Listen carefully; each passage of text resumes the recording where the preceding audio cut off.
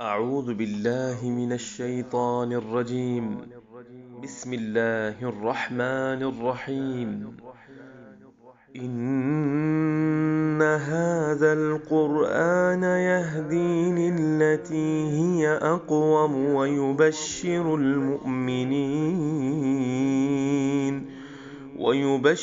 المؤمنين الذين يعملون الصالحات أن لهم أجرا كبيرا، وأن الذين لا يؤمنون بالآخرة أعتدنا لهم عذابا أليما. ويدعو الإنسان بالشر دعاءه بالخير، وكان الإنسان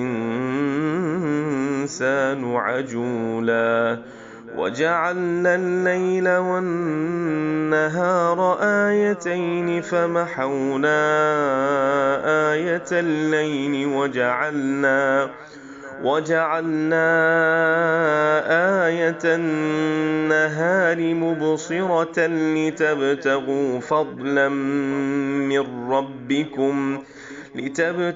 فضلا من ربكم ولتعلموا عدد السنين والحساب،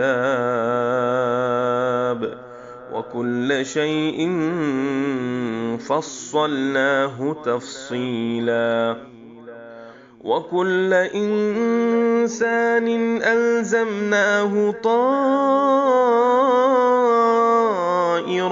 في عنقه، ونخرج له يوم القيامة كتابا يلقاه منشورا.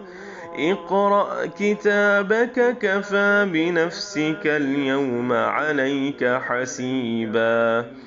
من اهتدى فإنما يهتدي لنفسه، ومن ضل فإنما يضل عليها، ولا تزر وازرة وزر أخرى، وما كنا معذبين حتى نبعث رسولا.